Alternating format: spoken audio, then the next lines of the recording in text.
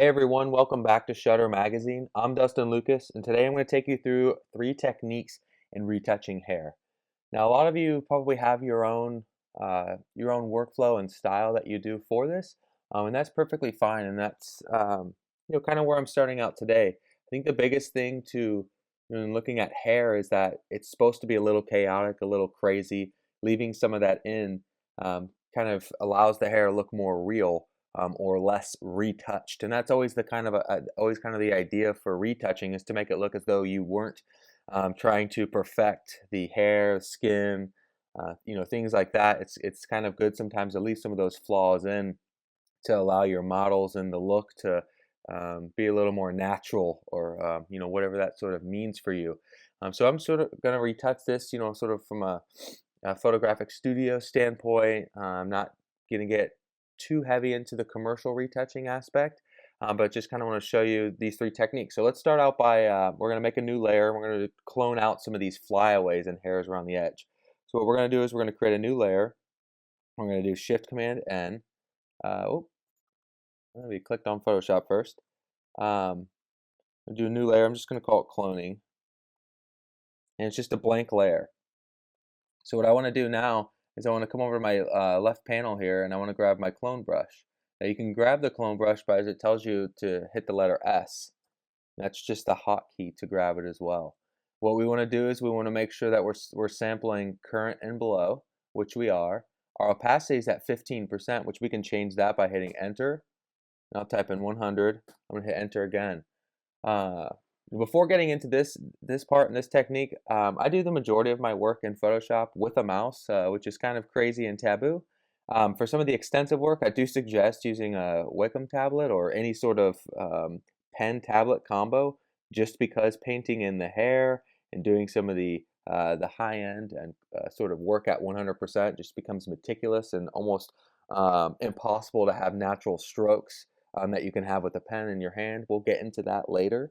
But right now, I'm mostly just using my mouse to do some of this clone work to remove this. So we have our opacity at 100%. We have the sampling the layer current below.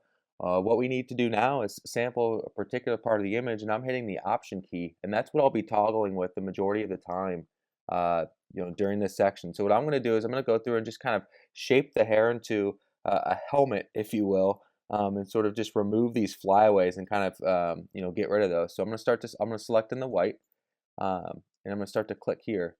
And as you can already start to tell, I'm starting to get kind of a soft edge, and that's because the clone brush I'm using has a soft edge. That will never look real. It doesn't give a depth of field. It just kind of looks like it's kind of clipped off with a fuzzy edge. So what I'm going to do is I'm going to go up to my brushes. This is where I'm going to change uh, some of these settings. So I have the hardness at 55. I'm going to put that more like, I'm going to put it at 85%. Just getting a harder brush for this particular area. So now when we're grabbing, say in the white area here, and I'll sort of start at the top so that way I don't clip anything out. We're going to go through and we're just going to kind of remove all of this down. And sometimes it helps to just kind of have a little bit more of a little more zoomed out look, so we can have the ability to see the whole hair and trying to shape it. As you can see, as I'm doing with my mouth, I'm doing kind of a bad job here altogether.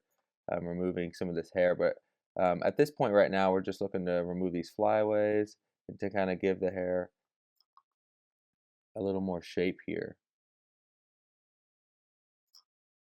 Just kind of getting a one shape altogether. Oops, sorry.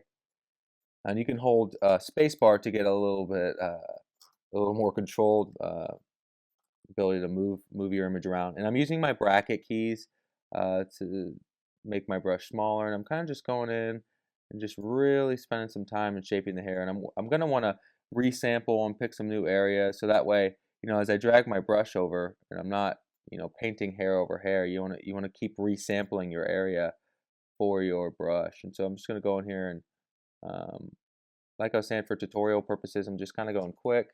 Um, this is definitely not how I would leave this image, but I'm just kind of going in and um, just wanting to remove all this kind of chaotic hair right now. With the white background, it does help a little bit with what I'm with the cloning and things like that. When you're doing this kind of work outdoors, it can get a lot more meticulous. But when you're indoors and have a white background, you also have to be a little more clean, a little more perfect, because all we're looking at is the white, the edge of her hair, and then her. So that the separation between her and the background has to look pretty realistic, and we don't want to remove too much. I think I'm going to keep that loop in there. We can get into a technique where we're filling hair in and getting rid of some of these transparent spots where the background's coming in. Like I said, I'm just going to kind of finish this up, zoom into some of these areas, and that's hitting Command or Control on a PC and the plus sign to zoom in and out. You can also hold Option and use your mouse to scroll in and out in those sections as well. And I'm using my bracket keys to make the brush a little bit smaller. I'm kind of going in here. I'm just going to do a real quick sweep.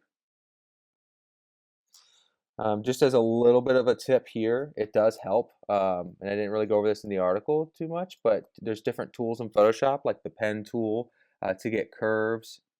You can, and using your quick selection tool you want to make sure you're on your image layer. Sometimes it'll allow you to grab original hair and things like that, and trying to getting that shape down. But you can also use the pen tool to get a real quick shape. If we wanted to get kind of a little bit cleaner of a curve here, we could certainly do that.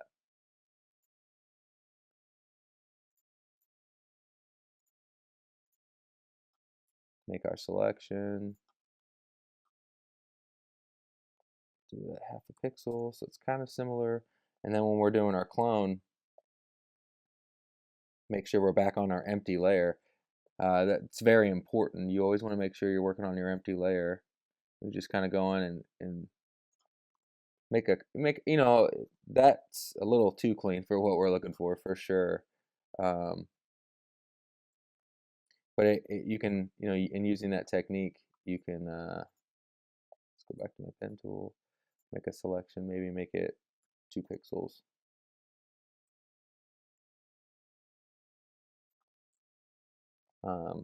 That's a little bit closer to where we are with how close the pixel feathering is there, about 2 pixels. So that kind of lets you get a general stroke versus, let's go back here. So we were kind of there with the pen, with just the brush and brushing the mouse. We can toggle and get a little bit cleaner of a curve. Like I said, if it looks too clean, it starts to look a little fake. So you're going to want to spend that time kind of retouching and removing all those sort of flyaways. The beauty of working on separate layers is that you can always paint that information back in. We haven't erased it, we haven't lost it, it's still here. So we can create a layer mask. And if we hold Option and click the layer mask, it's going to automatically block everything out. So what we want to do now is painting in the layer mask with making sure our foreground color is white, which we can toggle that with the X key. And if you aren't on black and white, you can hit the D key. That will give you back. So if, say for instance we were and we had some different colors set up here, and we didn't have black and white, by hitting the D key, it resets it back to black and white, and then X allows you to toggle. You want white in the foreground to paint in the effect we just removed. So what we can do now is with our brush tool, making sure we're at 100%, which we are, and we're clicked on the white, what we can now do is, paint particular areas in that we're wanting, to keep. We can do a little more cleaner, keeping the good clone, bad clone, things like that. That allows us to do some of that work as well. So we want to keep some of those flyaways. We don't want to just remove them all like we had originally done. And so working with layer masks allows you to choose where you're cloning and your other changes that you've made to come back into the image, and you're not, and kind of looking at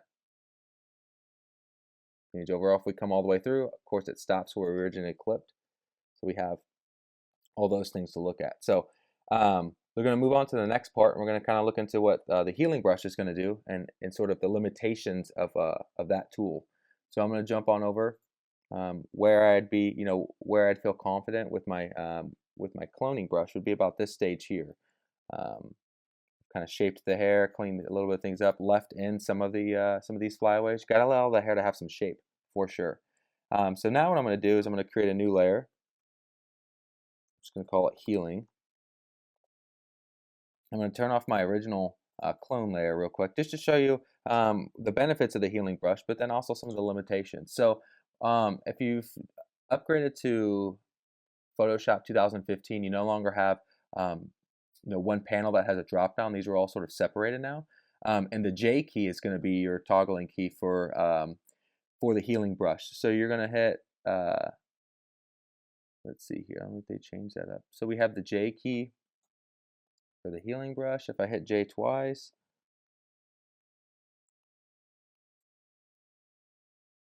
so, and if I hold shift with J, it allows me to actually toggle down to the different, all four of those different tools. So I hit the J key to access the healing brush group of tools, and I hold shift and hit J to toggle the different tools within that original group. So there's a few. There's the healing brush that's going to allow you to do sort of automatic sampling. It would be the spot healing brush. So if I try to click in an area, it's going to say, you've chose the spot healing brush. It automatically samples.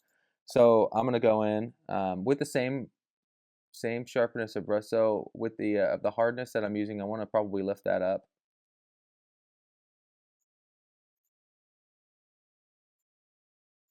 And this is the brush where you probably want to go a little bit smaller. You only want to take on the size of the hair that you're kind of working with.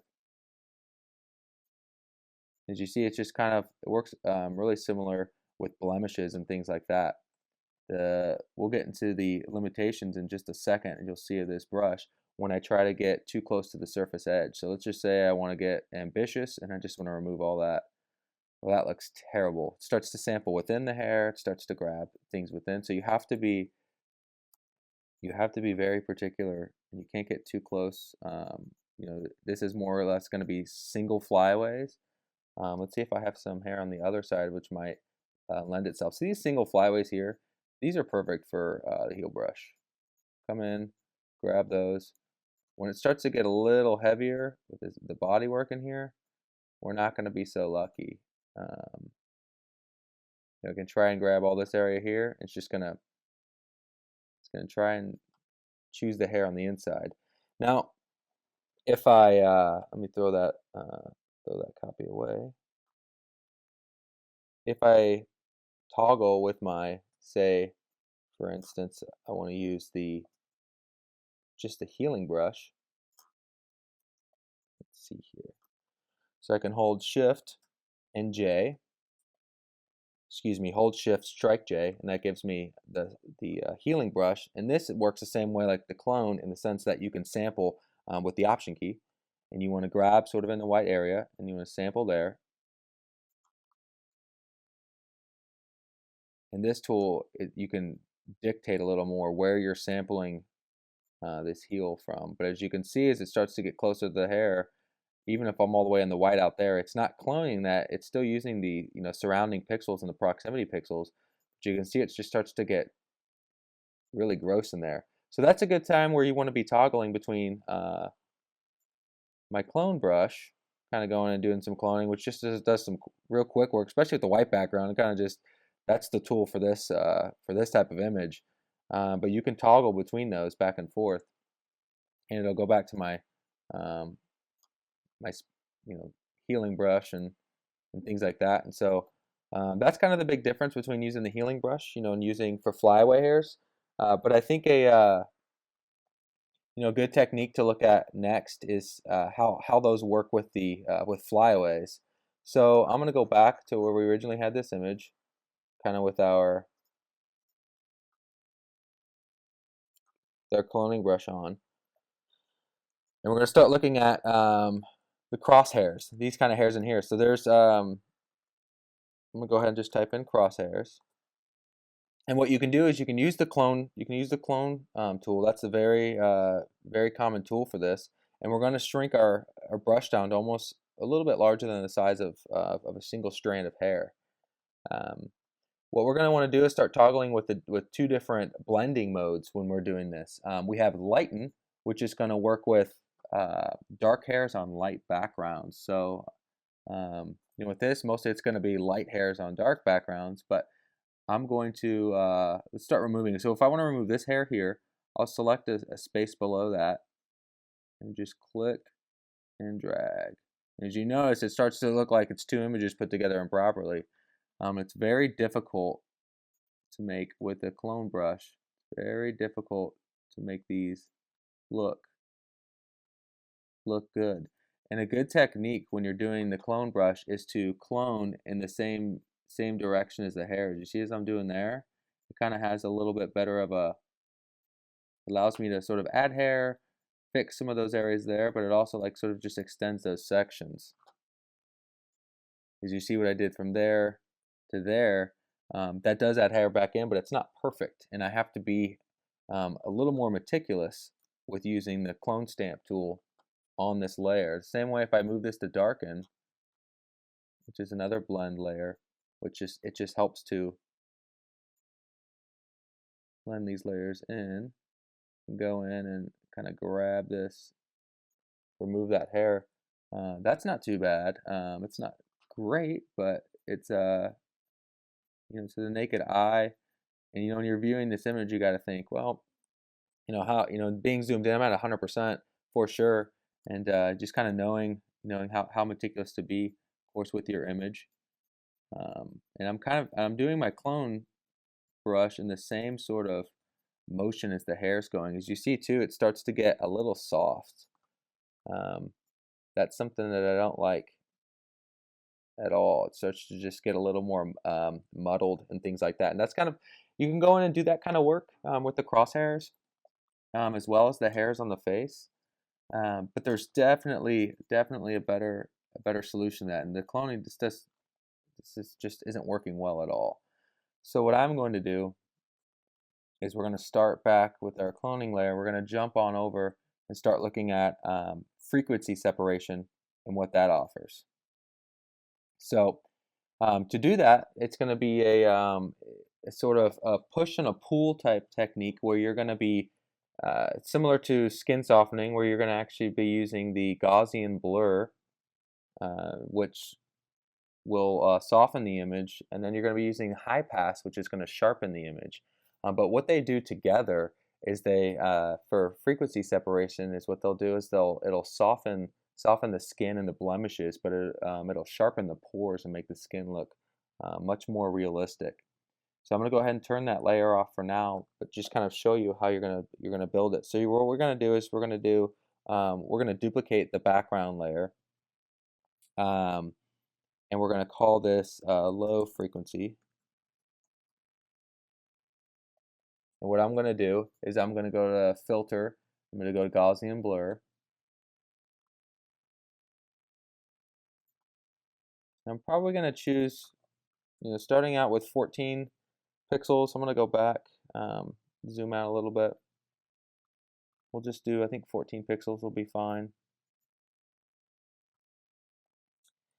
And then we're also going to duplicate this layer again. That's going to be Option Command J. And I'm going to call this high frequency. Spell correctly. I'm going to put that above the low frequency layer. As you see, it got back to its sharpness. We're going to go up to filter, we're going to go to other, and we're going to choose high pass. And what we're going to do is we're going to choose where we're seeing details. We see nothing. We slowly her face starts to appear. The edges of those details are important. I don't need all that detail. I just need to where the majority of skin and those edges start to come in, because that's all we want to keep. We don't need to keep all that grittiness. So it's good to have a little transparency with this. tool and what edges it's grabbing for the sharpness. I'm going to stick with around 5 pixels. I think that'll be good. And what I like to do with those as well is by selecting both of those, I like to group those layers just so that they're together. You know, calling them frequency separation or retouch 2. We're going to click OK.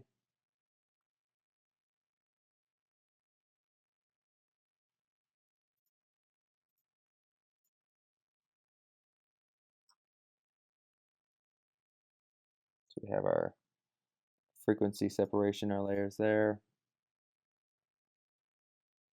So in turning those on, just need to make sure that we are at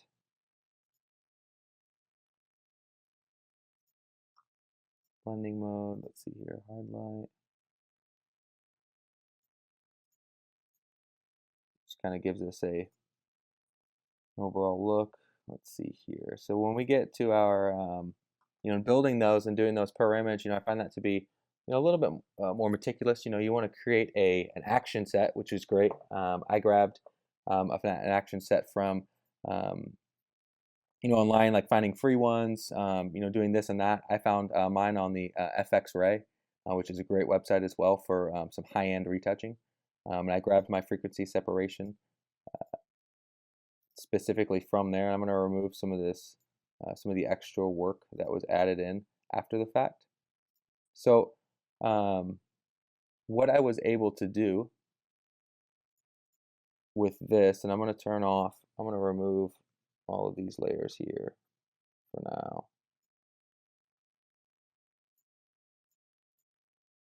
And with adding each of these in, we have our high frequency for linear light is the blending mode. I was looking for, normally you would do overlay, soft light, hard light when you're sharpening, but this you want to keep for linear light.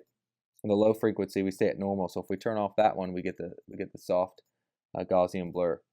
So what we want to do is we actually, at this point, we're wanting to do crosshairs, and we're wanting to fix some of these hairs on our skin, some of these hairs on the neck. So I'm just going to go through this really quick and kind of show you, show you the technique to get you set up.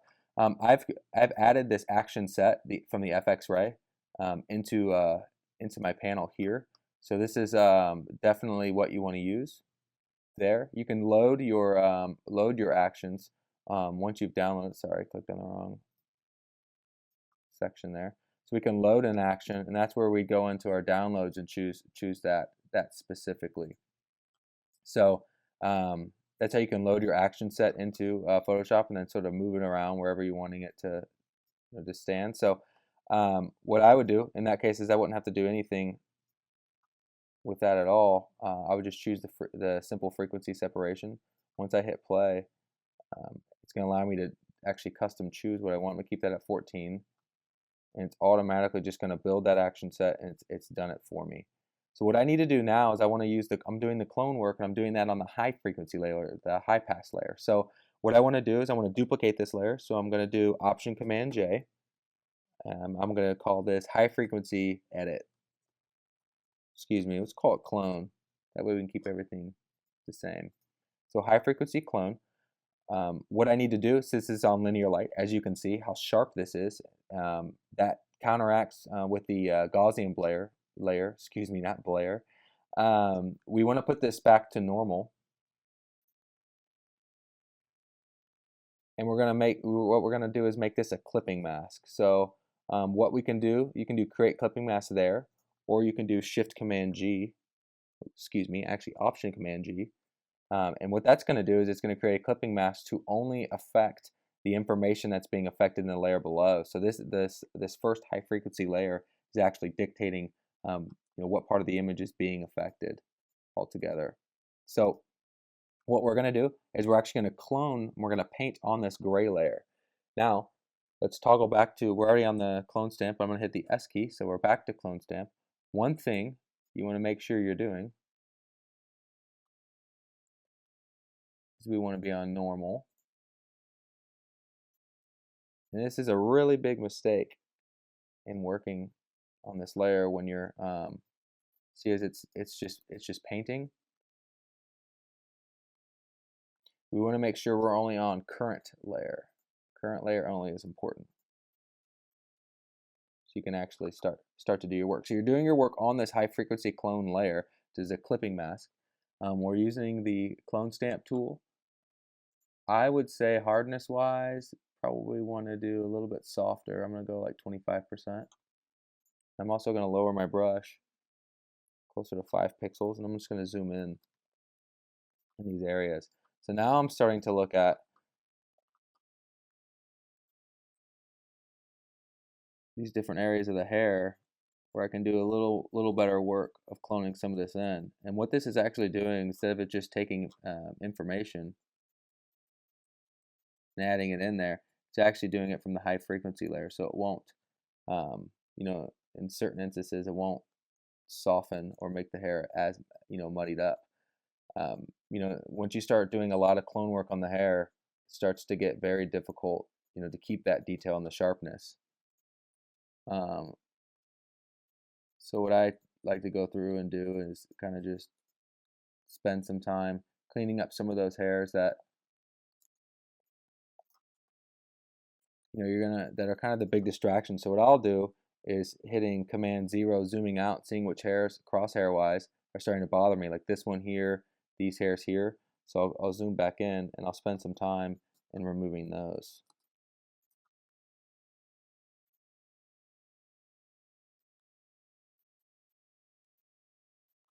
Like I was saying before, it's good to do your technique in the sort of direction that the hair is in.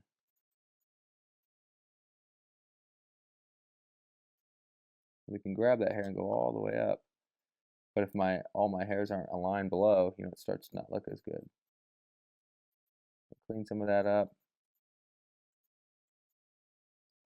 Spending some of that time doing that. And I zoom back out and I see what my distracting hairs are. I kind of see this one going across. I don't like it, so I'll zoom back in. So I'll keep repeating that process over and over again until I'm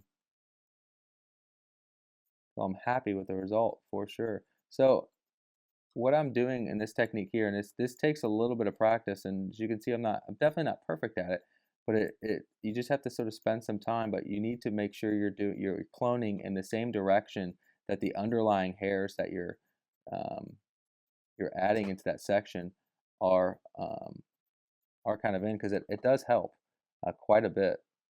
If I look there, see, I need definitely have some cleaning up work to do.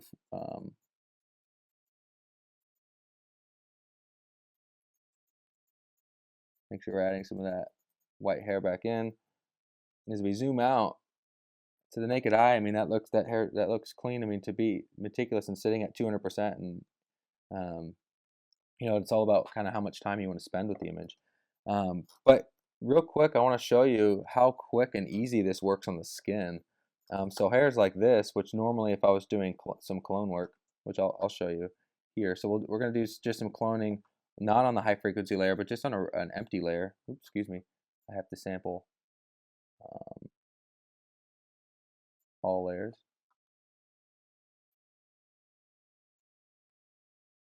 Normal. Let's see here.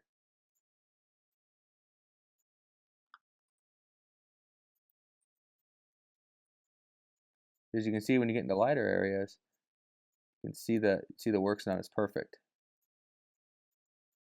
And doing that and kind of choosing doesn't make it very easy. Well, what you can do is on the high frequency layer, I don't have to be as meticulous. Let's go back here a couple more steps. So kind of clean some of that up. So again, I can choose in these areas here. Oh, definitely have to make sure we're on current layer. See how it was already starting to do red. Much cleaner. Just getting rid of all that. Clone work is it's definitely not the most fun, but making sure you're cloning right and not spending all that time, you know, having to re-edit your mistakes. This you have to be very careful with when you get in certain areas and it starts to get muddy, or starts to get kind of gray. That's what you really have to start to be careful with in doing this. That's my advice for doing this kind of work. But you can go in and you can just grab those hairs, just move them out in one stroke. And it does a pretty, does a pretty decent job. I mean, there's definitely got some cleaning up work to do, making sure that the tones sort of stay the same. But it works really well up here as well. We want to move some of these. Oop.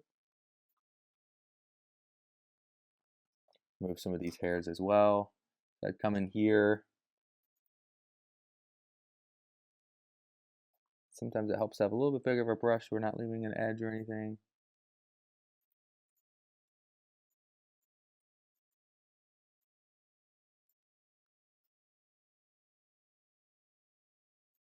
I'm actually pretty happy with most of this.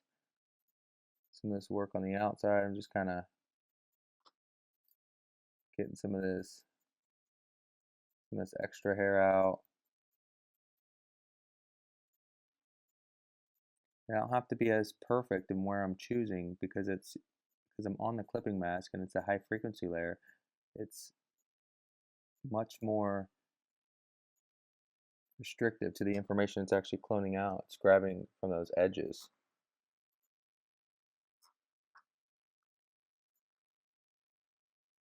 So you can see it's kind of removing those out. It's making this process much quicker for me. If I shrink my brush down, I won't show as much of my work I'm doing, but you're gonna get to a section where you're going to want to just go, okay, well, I'll just clean all that up, right? Well, it starts to get gray and muddled, and now you have kind of gray spots, and so spending some time with that definitely helps. So what we're gonna do is we're gonna move into with the crosshairs, spending some time with that. We're gonna move into adding hair back in and filling. So that's the part of the tutorial that will require a little more finessing, a little more work with your Wacom tablet. But just to kind of show you real quick, kind of how I had was adding hair in. What we're going to do is we're going to create a new layer. Just call it Add Hair, and I'm going to switch over to my Wacom tablet and showing you the technique to just adding some hair back in these specific areas. So what you're looking for is you're looking to like extend these hairs that kind of go out. So we're gonna choose a brush, almost the size of a strand of hair, between 1 to 5 pixels. In the tutorial I talked about how you can use the in the article you can hit the letter I to toggle your color choose, but when you're using the brush, you actually have the option key to your advantage. Option works with all these tools as kind of your sampling tool. So what I'm going to do is choose option to choose a specific color, and if I drag this around, it'll actually kind of show me against what my previous color was. So what I want to do is I want to take that and I want to paint as I'm starting to oh, I went too far back. My new layer.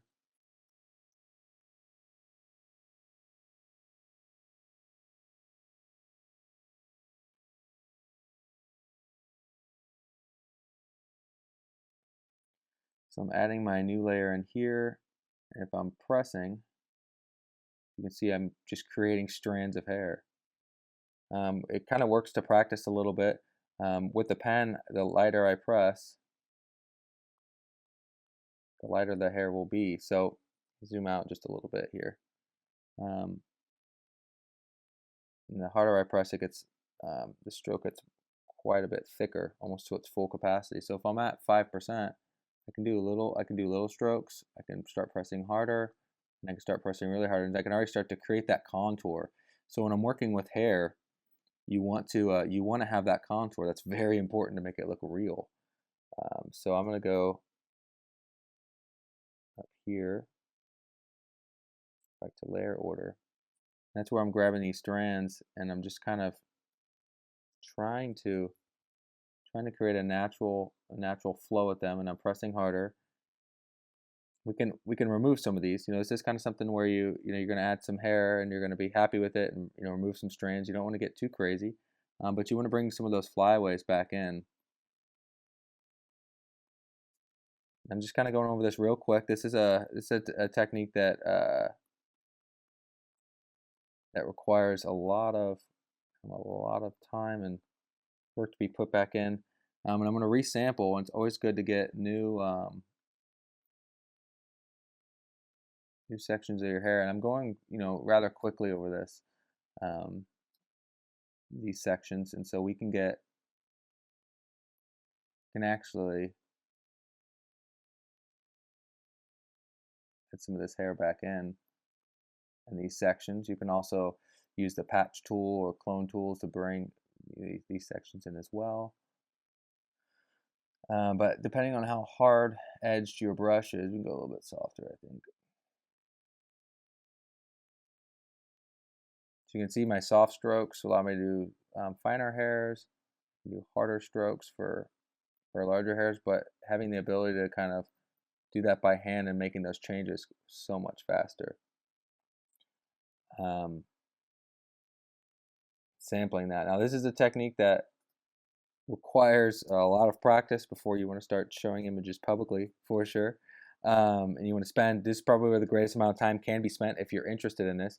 Like we had done before, you can always kind of add the hair back in by what you, on your cloning mask layer, and what you originally wanted to do. If we were wanting to just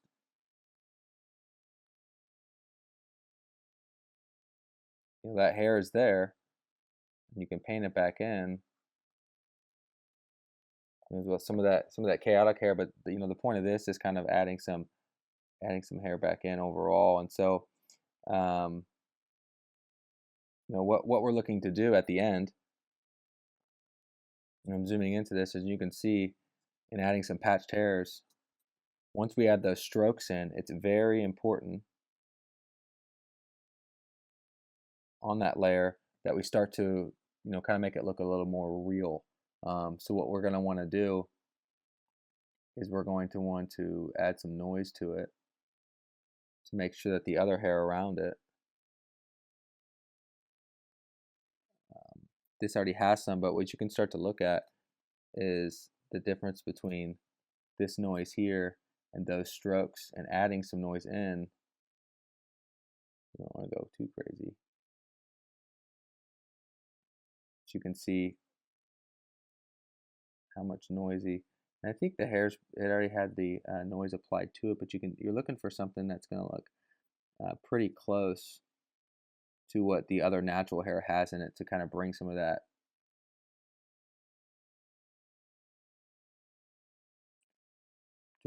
back in. So I'm gonna hit cancel on that. Once we would normally apply noise, we'd then want to go to blur, the Gaussian blur, to make it look a little softer, to give it a little more depth of field and not too sharp. As you see, as we zoom in, those strokes, we're able to see, see the work in there,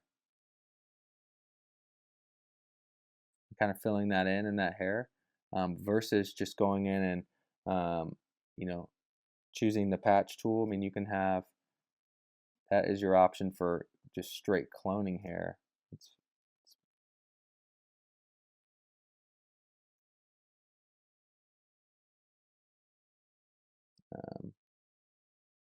And this is where we were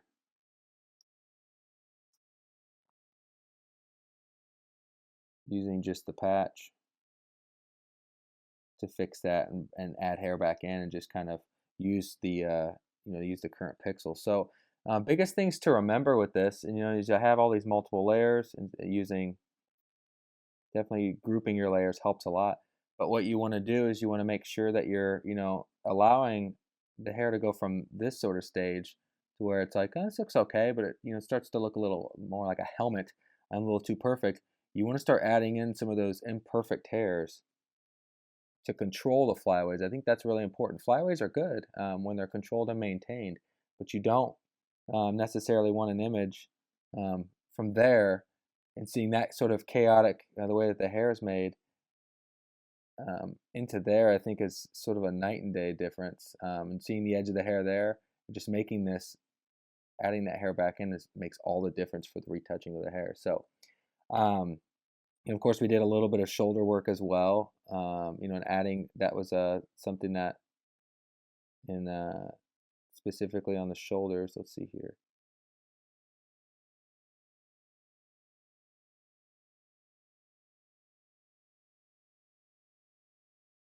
What we originally did too is in the shoulders and kind of cleaning some of this stuff up. This is a little more extracurricular, but you guys start thinking about the details in these images and cleaning those things back up. So that's all I have for you guys today. If you guys have any questions, definitely reach out to me. Let me know. If you have any suggestions. I'm always looking to better the process. With retouching, it's all about time and how good it can look. You don't in spending 4 hours on an image like this is great. But if you're delivering to your client and your price point, you want to get it right as quick as possible. But that definitely needs to look right. But the biggest things to remember are flyaways and imperfections of the hair. The hair is not supposed to look perfect. When it does, when it looks too good, that's when it looks fake.